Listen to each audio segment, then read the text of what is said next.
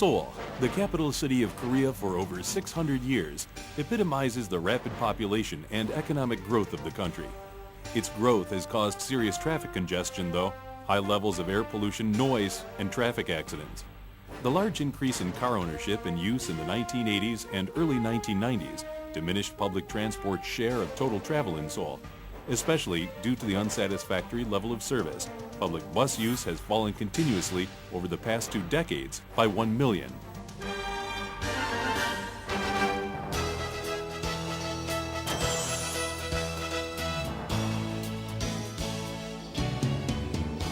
The Seoul Metro government initiated the Citizens Committee for Bus System Reform, which consists of bus operators, researchers, consumer groups, and professionals. The committee and Seoul City have jointly prepared the Seoul Bus Reform based on social consensus and the opinions of all related parties.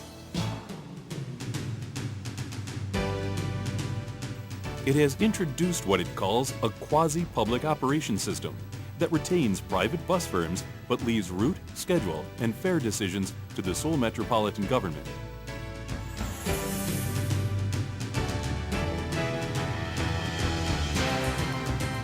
Moreover, through joint management of the revenue pool, it now reimburses bus firms on the basis of vehicles' kilometers of service instead of passenger trips. It also makes it possible to redesign once privately owned routes to meet consumer demand.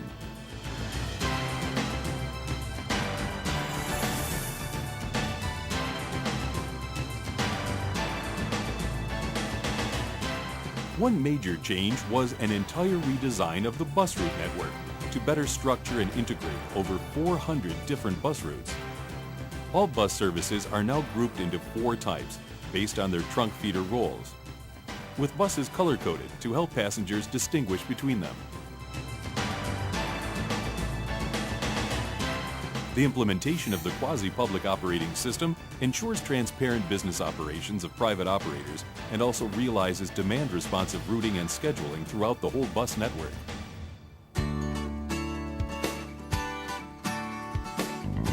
To coordinate bus services on a truly comprehensive system-wide basis, the bus management system was set up using advanced intelligent transport system technology.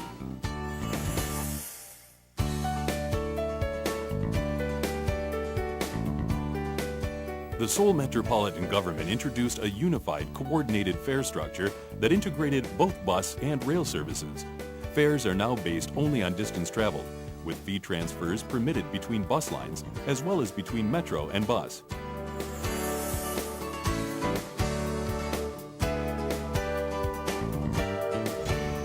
T-Money supports the international standards, supporting multi-application and secure messaging.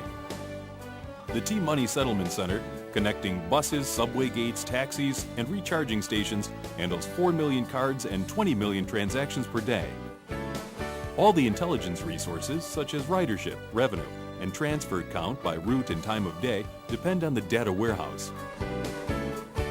T-Money with mileage service can be used not only for transportation facilities, but also for other contracted facilities, such as theme parks and parking lots.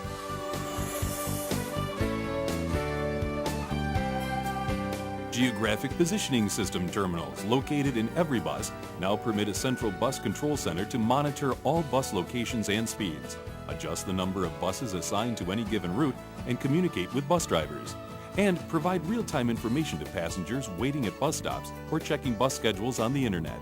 The BMS should facilitate more dependable on-time bus service while also providing better real-time information for passengers. Eventually, it will continuously increase bus ridership and revenue from daily operations.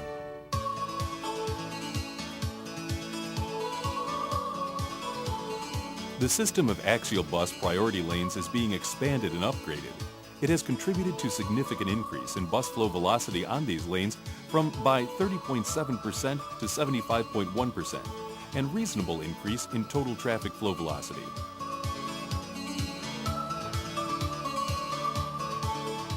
The centers for transfer are being promoted to relieve intercity traffic congestion and settle down the transfer system. Red zones along bus stops are being built to prohibit stoppage from vehicles other than designated buses for securing safety and smoother bus operations. In order to provide humanitarian and environmentally friendly bus services, By 2006, there will be over 300 low-floor buses, mostly running on compressed natural gas. Of those, about 20 will be articulated buses. City government is aggressively developing custom-made feeder lines to meet the extra demand, such as demand for weekend trips for hiking, fishing, and sports activities. Public terminals are being planned to minimize complaints, noise, and pollution caused by private terminals of individual operators. The plan is to move private terminals, which were scattered over the residential areas, to remote suburban areas, and to furnish the terminals with welfare facilities for drivers.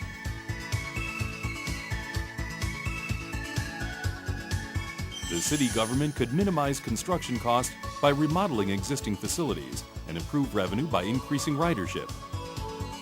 Seoul bus reform could be accomplished through a condensed preparation and decision-making process. Seoul bus reform has brought mutual benefits for citizens, operators, and drivers. We have strengthened the role of the public in the public transportation system and implemented efficient and scientific operations for improving service quality and for revitalizing Korea's public transport industry.